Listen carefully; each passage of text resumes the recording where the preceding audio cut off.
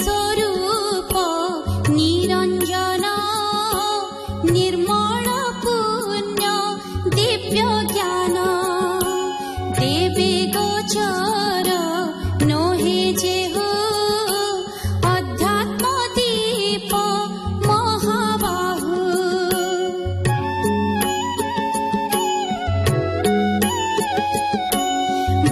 ब्रह्मारंति महिनासे ब्रह्मांड लुचंति आकाशे मनोरमणि पंचभूते तोहर देहे मृत्यु सत्वरूपे दंशिव बोली महाकपे देखई प्राणी की निरत करई क्षणे क्षणे ग्रस्त शरण तोर पादे जेहु से मृत्यु पाइब काहू बाहुड़े होए जे निराश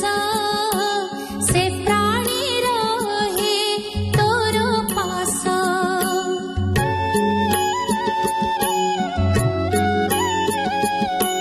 तू एबे हरि रख तोते कंस को न जाई परते मोर उदरु तोर जात लोके करिबे काहू सत तोर रूप न जानती केहि कंस को डरे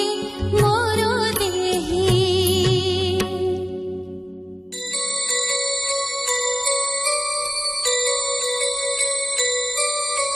शुणी बोलंती नारायण भोता तो शुण मो वचन ब्रह्मा जे सृष्टि भियाइला तुम्भ दुहिंकी जात कला कृष्णी सुतपा नाम बही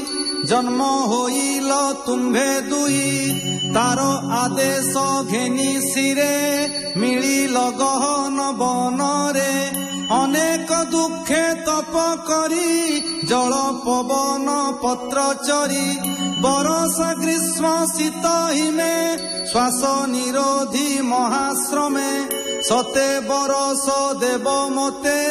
तप साधिल दृढ़ चित्ते निरते कल मोते ध्यान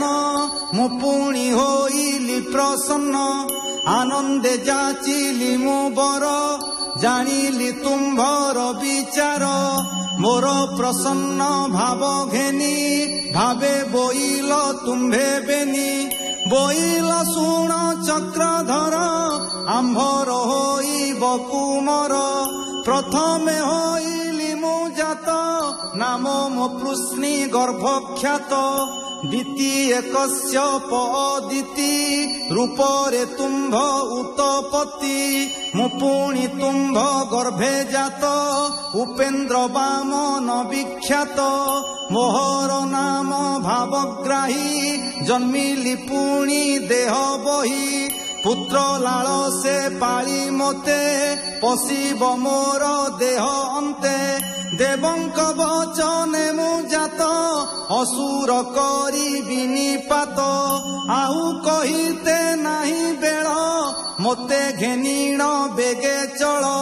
नंदर घरे मोते थोई कन्या कुआण पालटाई सुकवाच हेमंत कही नर हरे नर बाळु रूप धरी गोविंद आज्ञा घेनी सिरे कोड़े धइला चक्र धरे घेनिला देव चक्रधर भयेण होई थर हर श्रीकृष्ण आज्ञा परमाणे कपाट फिटिला तक्षणे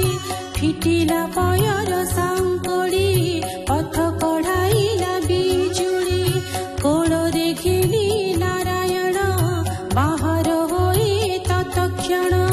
निद्रारे मोहित सकल सृष्टि करन्ति मेघमाळ तिन्तिबा देखि जगन्नाथ फणा उहाडिला अनंत जानते कृष्ण को घेनिण पथे ओगाळे उग्रसेन बोलई काहीर रे चोर निशारे होइछु बाहर कंसर जानी नाहु बाना देवंक गर्व कला चुना मुहि ताहार रिपु मित्र देखि बोलई रात्रे पथ आज हाणिबी तोर शिर बंधना करी नेबी चोर शुणी कंपई वसुदेव विपत्ति देलु हादैव हा कृष्ण बोलिल विकल नयन बहे अश्रु जल बोलई उग्र सेने चाही पुत्र को नेउ अछि मोहि बोलई उग्र सेन वीर काली मारिब कंसासुर जीते बालक तोर जात सबुଙ୍କୁ करई से हत मुकेन्हे छाड़ी देवी पथ शुणिले कोपिब दैत्य शुणी आरत वसुदेव विकले चिंतई माधव कंपई वसुदेव काए वचन न कहई भय पियर विकल देखिण बोलंती प्रभु नारायण